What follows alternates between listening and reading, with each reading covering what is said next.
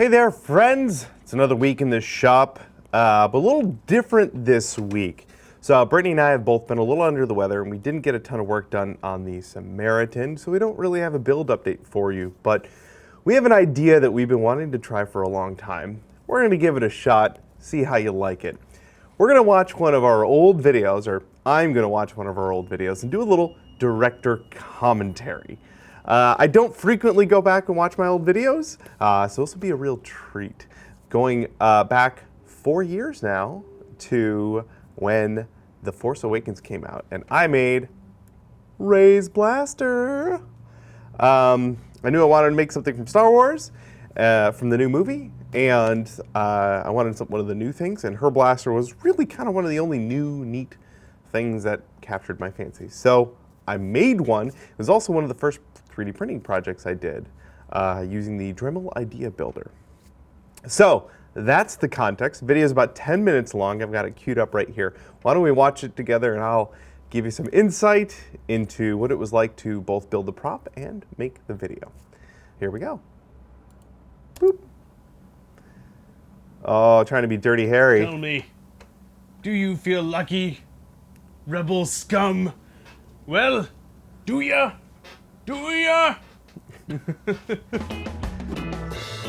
think what's important here is that I think I'm funny. That's really, really what's important. We also don't do that bumper intro anymore. There's a lot about this video that we don't do. Like, we make videos differently now. It's been 4 years and we've changed a lot.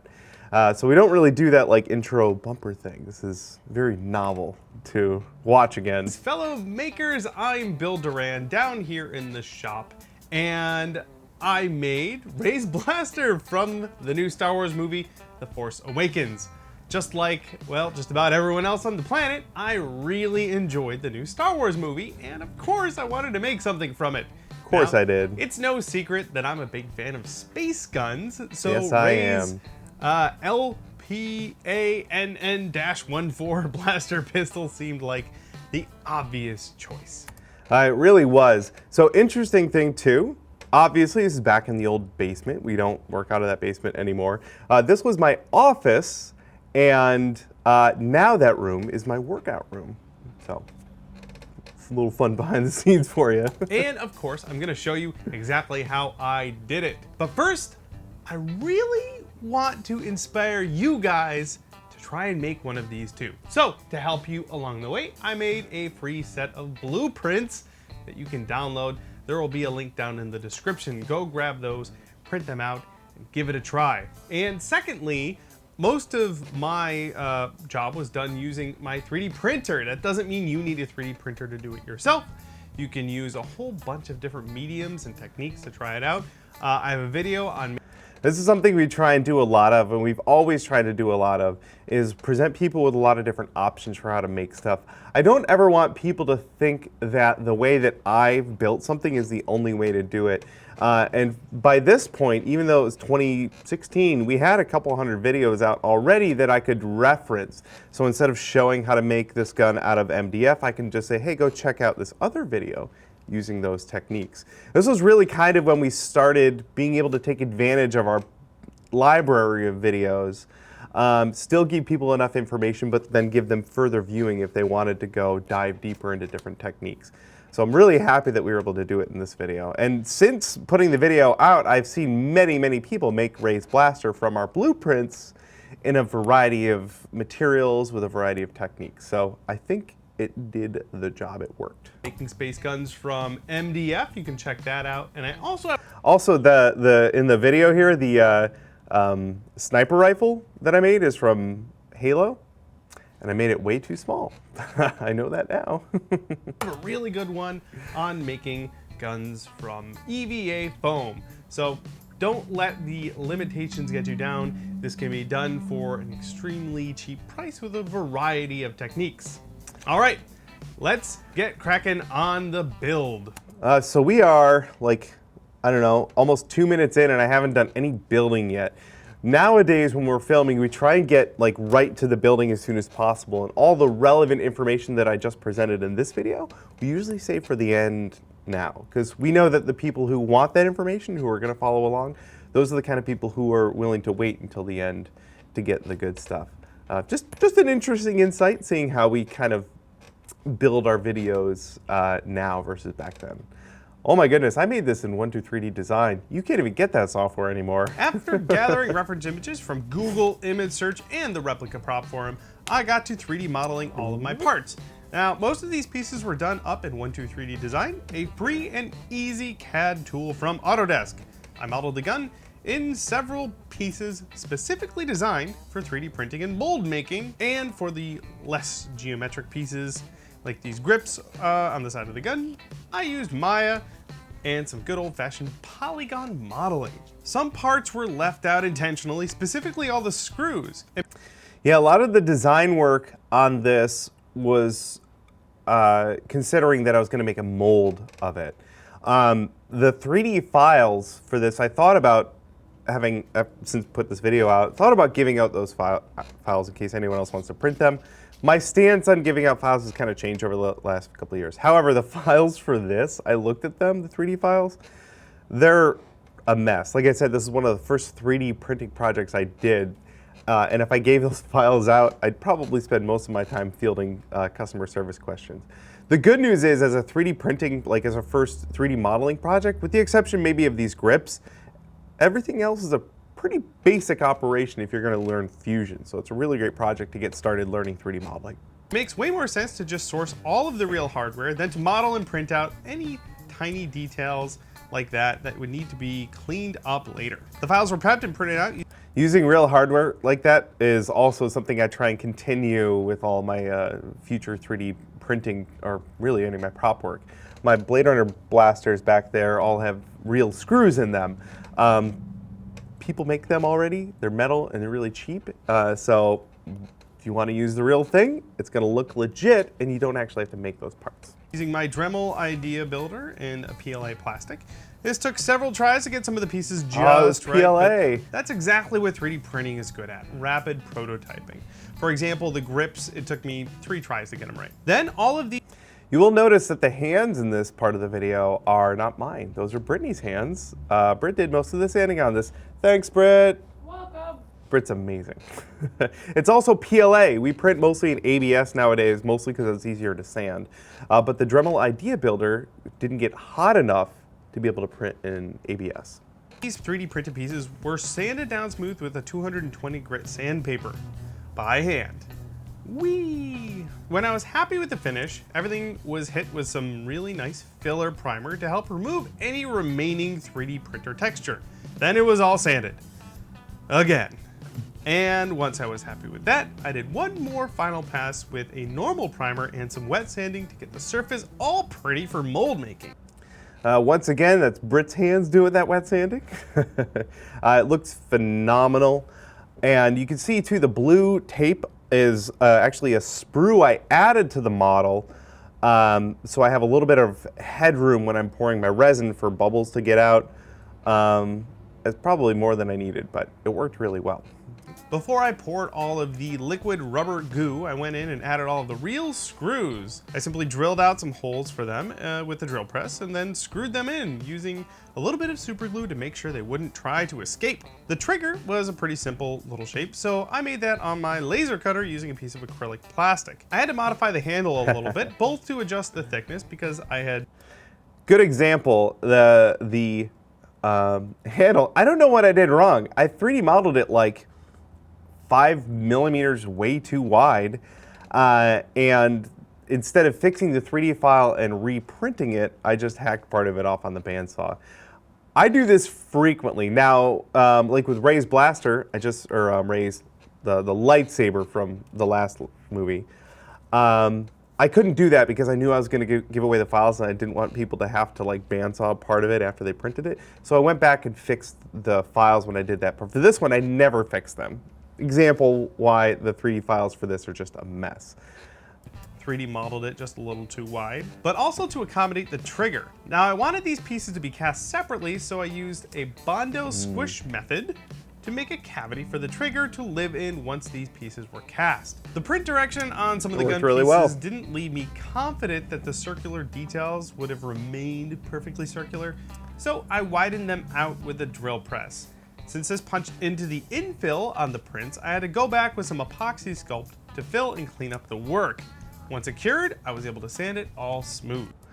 I think in hindsight, I probably could have modeled that detail into it. I don't think I needed to do all this extra work, but I only know that now after having worked with many more 3D prints. Now, finally, these pieces were ready for mold making. The parts needed sprues added to them for pouring spouts, so I glued all of those on there, and then I set about planning the silicone molds. Most of these parts were made using very simple one-part molds, although the main body and the handle required slightly more complicated two-part molds. Of course, The molds for this too, it's fun to see these just getting made. I've cast a bunch of these, mostly like for friends and stuff, and those molds are in rough shape. Just finished an entire series on mold making that's worth checking out, with a couple of videos specifically devoted to 1- and 2-part molds. There will be links down below. The pieces were prepped, silicone was poured and cured, and then the parts were liberated. Piece of cake, right? All the parts were cast using a urethane plastic resin. These were all very simple dump molds, so I just mixed up some resin with a little bit of tint, and then I poured them into their respective molds and waited for them to cure.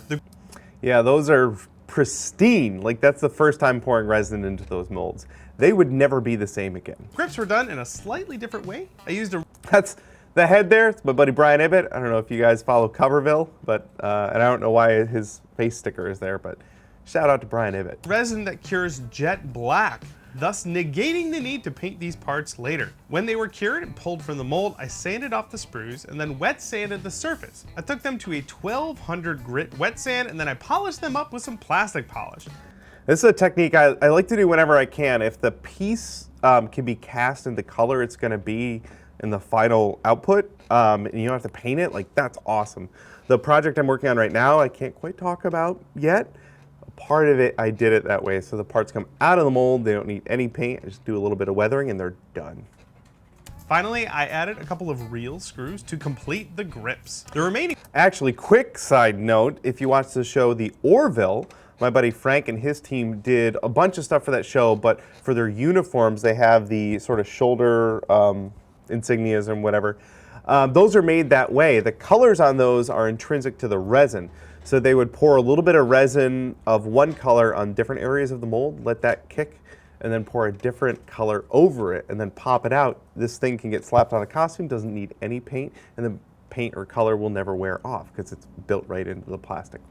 Awesome technique. Use it whenever I can. parts of my space gun came out of the molds a nice gray color. The sprues were trimmed off and sanded down, and some of the pieces had seam lines that needed to be sanded smooth. When I was totally happy with the surfaces, the last thing I had to do before painting was to add some holes and slots for assembly. For the cylindrical parts like the barrel, I made a couple of jigs out of I like to think that I planned this out really well. I did not. I don't think I ever did it the same twice. And in this one here, which is not the one in this video, I can't remember what happened to that. I probably gave it away. But I went in and drilled out all of these holes, and I drilled out the barrel. So this is actually hollow. It's also, I just found out, not completely attached, and I don't know why. Might have to re-glue that. MDF to hold the parts while I drilled the assembly holes. These jigs were clamped together, and I used the drill press to make the holes. The slot in the back of the main body was a little bit trickier. Again, I clamped it into the drill press, but I had to make several holes to start the shape for the assembly slot. This slot was then cleaned up a little bit with a I don't do it like that anymore. I just put some pins in here and just glue that right down there. I don't hog out a ton of material, but it's fine. This worked too. chisel and a rotary tool. Just enough so that the handle part would fit nice and snug. Then finally, I could paint the space gun. Everything was hit with a little bit of primer and then base coated with a glossy black lacquer. After several coats of black, I hit everything with some gloss clear to make sure I had a nice shiny base for my metallic paint. This might have been my first project using all clad, and that's how this one was painted with the polished aluminum. I really like how bright that is.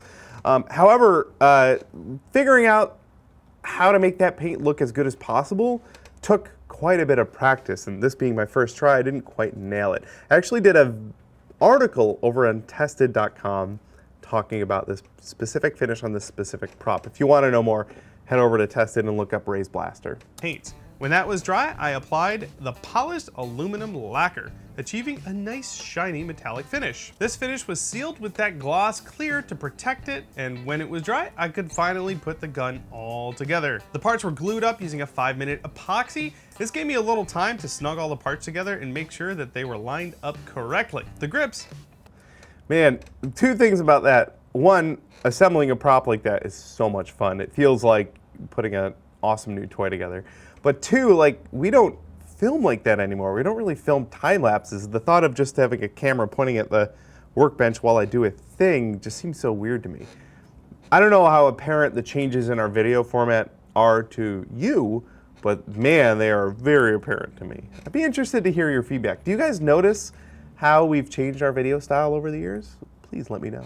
On the other hand, we're glued down using super glue. The last touch to bring this piece to life was to add a little bit of weathering. The end of the gun had a little bit of bluing going on, so I touched it up with a little bit of transparent blue lacquer. The rest of it was heat scorched, so I went back in with an airbrush and some flat black acrylic paint to char it up a bit. The rest of the gun just needed to look grimy and dirty, so I busted out my favorite oil paints to weather it out a whole bunch.